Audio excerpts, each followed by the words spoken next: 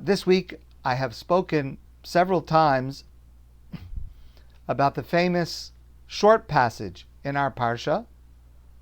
The parsha is Nasso, the passage of Birchas Kohanim, the priestly blessing.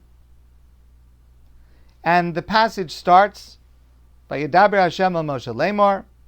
Hashem says to Moshe to say the following words: Daber el Aharon v'el banav Lemor. Speak to Aaron and his sons and tell them the following: Ko savarchu es b'nei Yisrael. This is how you should bless the children of Israel. Emar lehem, you should say to them, and then the famous blessing, Birchas Kohanim, the priestly blessing, Yivarechecha Hashem Yishmerecha. God should guard you and protect you, and the rest of the blessing that we're familiar with. I mentioned last night, in the class last night, that this is a mitzvah, an obligation for a Kohen to bless the Jewish people when the Beis Hamikdash was standing, to do it every day during the offering or the karbanos, or the sacrifices. I discussed that last night and this morning. And even today, it's a mitzvah for a Kohen to give a blessing, and we do that in shul in Israel every day during the reader's repetition of the Amidah. Outside of Israel, for example, here on Yom Tov, and that's a mitzvah. And we have this mitzvah for a Kohen to bless the people with this blessing, Yivarechecha Hashem, etc. There is a problem with this passage. And the problem is, we already have another earlier passage with a mitzvah for Aharon, the Kohen Gadol, the first Kohen Gadol, to bless the people. And that mitzvah occurs earlier in the book of Vayikra, the parasha of Shmini, and it's in a passage that discusses the details of offering sacrifices. And within the passage of commanding Aharon and his sons to offer sacrifices, the Torah says as follows: Vayisa Aharon es yado el ha'am, and Aharon raised his hands in front of the people, vayivarchem, and he blessed them. But what did he bless them with? What were the words of the blessing? So in Vayikra, Leviticus, the third book of the Torah does not mention what the text of the blessing was. It just says he blessed them. So what did he say? What words were there? So the Ramban, Nachmanides, says that in Vayikra, that was a one-time thing. That was a one-time mitzvah. It was a one-off. Aharon blessed the people one time. What was the text of the words that he blessed them? I don't know. Whatever he was moved to say at that moment. But that was not an enduring mitzvah. It's only in our parsha where the Torah says that a Kohen should do this every day, every generation, forever. And now the Torah gives us the text. Okay, so that makes sense. Aaron does it once as a one-off. Some text that we don't know what it is. But when Hashem commands that it should be continual, daily and continual, then Hashem tells us the text. Okay, fine. Rashi says something very different. Rashi says no. Rashi says the passage in Vayikra, where it says that Aharon blessed the people, he blessed the people with the text in our parsha in the book of Bamidbar. In other words, what is being recorded in Vayikra, Vayisa Aaron es yado el ha'am vayivarchem, Aaron lifted his hands in front of the people and he blessed them. That was the first instance of what became a daily obligation of the same text, Yivarechecha Hashem Yishmerecha, Yo'er Hashem, Yisa Hashem, etc. Now, there is a slight support for that. Slight, not really a proof. A slight support, because the words in Vayikra, the Torah says, Vayisa Aaron es yado, Aaron raised his hands. That seems to be the source for another name that we use for this mitzvah. We have several names that we use for this mitzvah. We call it Birchas Kohanim, the priestly blessing. We also call it, by the way, Duchening. That comes from a word which means platform, because the Talmud tells us when the Kohanim would say this blessing, they would stand on a platform. Okay? And we also call it Nesias Kapayim, which literally means the raising of the hands. Why do we call it the raising of the hands? Well, yes, of course, because the Kohanim raise their hands in a certain way when they give this bracha. But that phrase comes not from our parsha. There's nothing in our parsha about raising hands. That comes from Vayikra. Vayisa Aaron es yado. So that seems to support that what Aharon was doing there is the same thing the Kohanim are doing every time they say Birchas Kohanim. Okay, maybe that's a proof, maybe it's not. But that begs the following question. According to Rashi, why mention the mitzvah for a Kohen to bless in Vayikra, but only give us the text of what they're supposed to say in Bamidbar? It's two separate books in the Torah. Why not put it together? Why not have the obligation, and at the same time that you have the obligation, you say, and this is what you're supposed to say to fulfill this mitzvah? Even further, it makes sense to put it in Vayikra. The book of Vayikra, Leviticus, the third book of the Torah, is mostly, exceptions, but mostly about sacrifices, about the laws that apply to a Kohen. So this is a mitzvah that applies to a Kohen. So it makes sense. Put the mitzvah and put the text in Vayikra.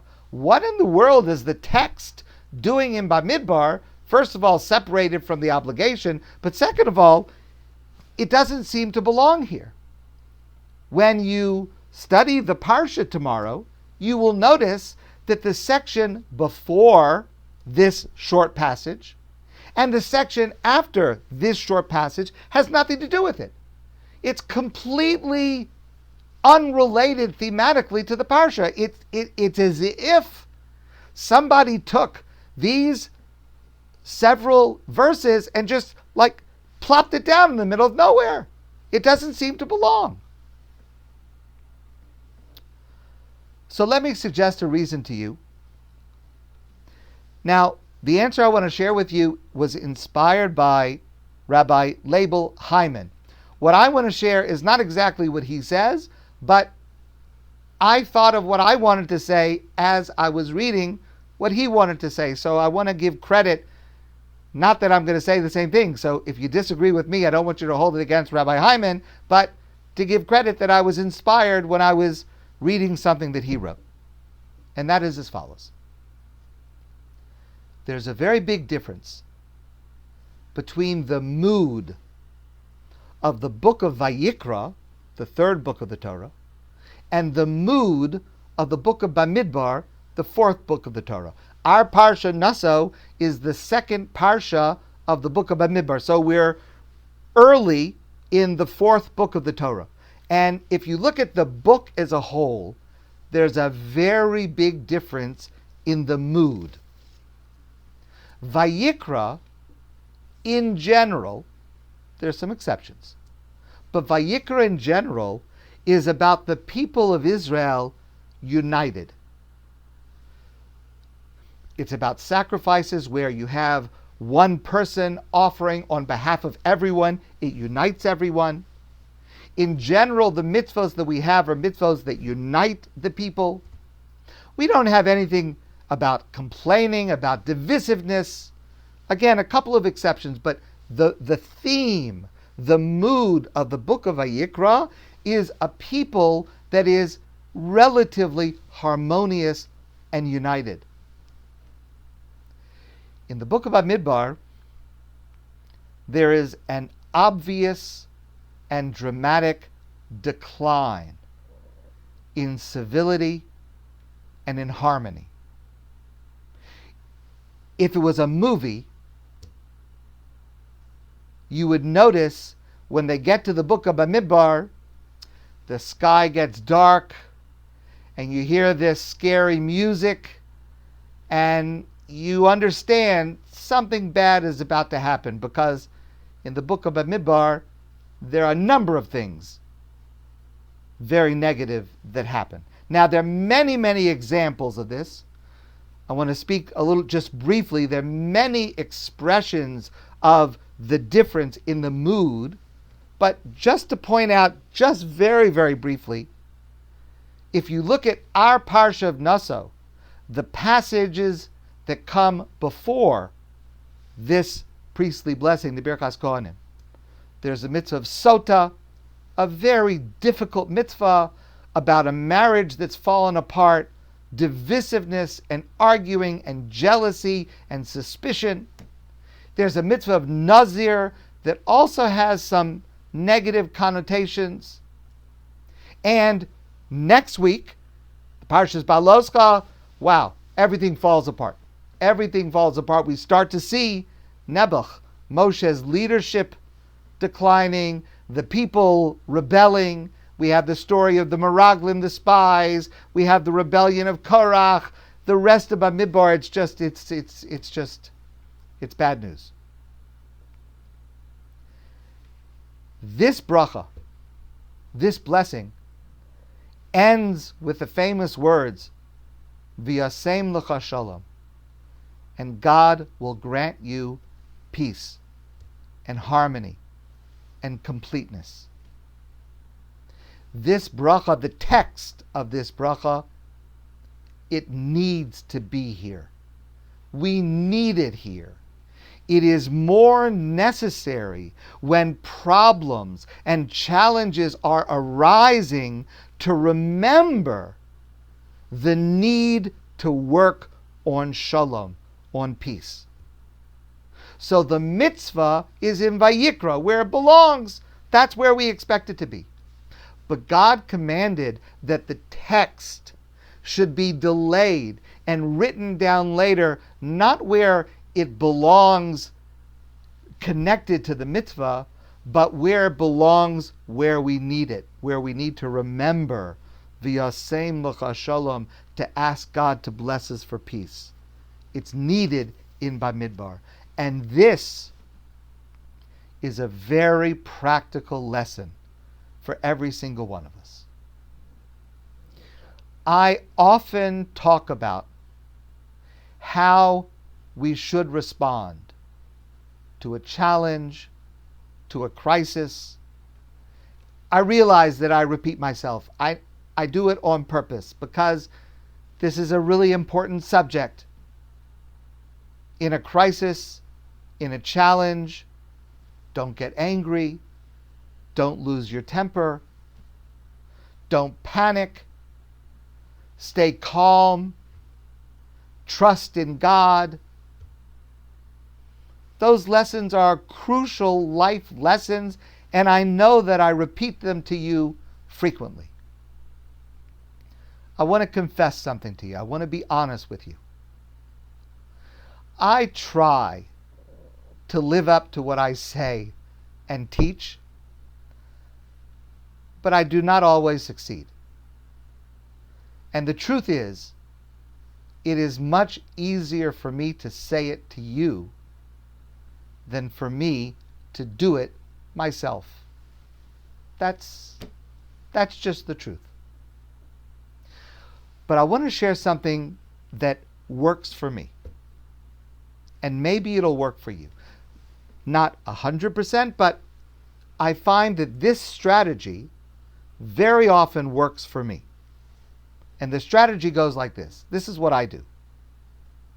If I am walking into a crisis, if I am walking into, God forbid, a hospital room where things are not going well, if I am walking into a meeting that I know is going to be contentious, I try to say to myself, in order for me to be helpful in the situation that I'm walking into, I need to be calm. I need to not get angry. I need to trust that God has a plan even if I don't see it. And I say that to myself. And often that helps. That's why the bracha is here. The bracha is here to remind us that if you are entering a situation of contention, of divisiveness, just before you enter it, focus on peace.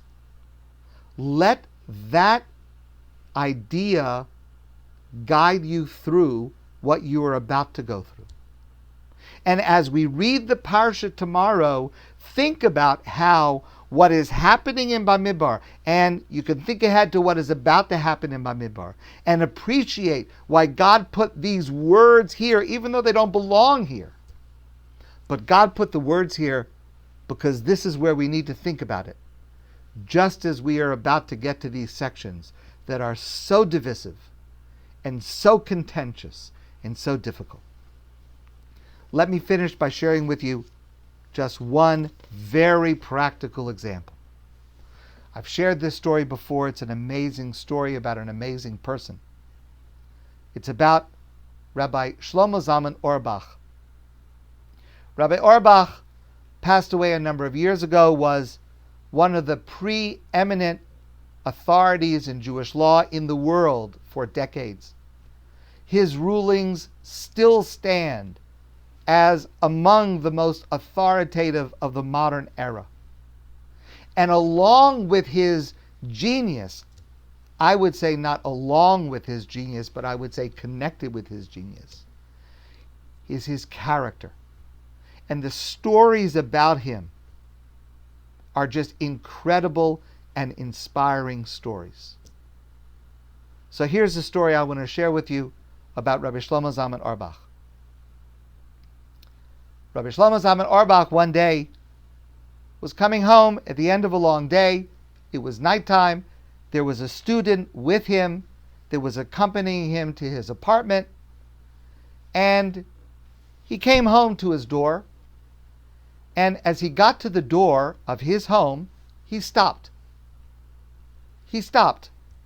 And he brushed off his jacket. He fixed his hair. He made sure that his tie was straight before he knocked on the door to go in. So he's going into his own house. It's late at night. So the student said to him, Rebbe, is there like a party going on inside that you're like getting ready? It's like you're going to be on stage. You want to look nice. You're getting ready. There's a word for that. It's called preening.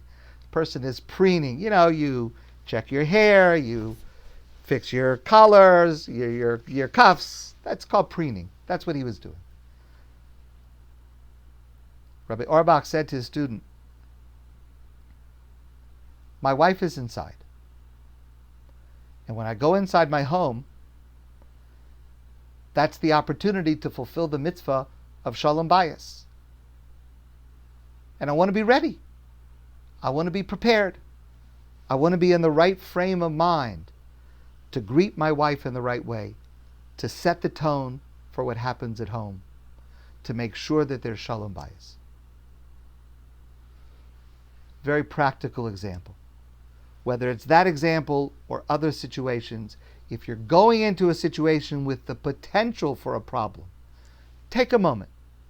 Think to yourself what qualities are needed in order to be effective in the situation into which you're walking.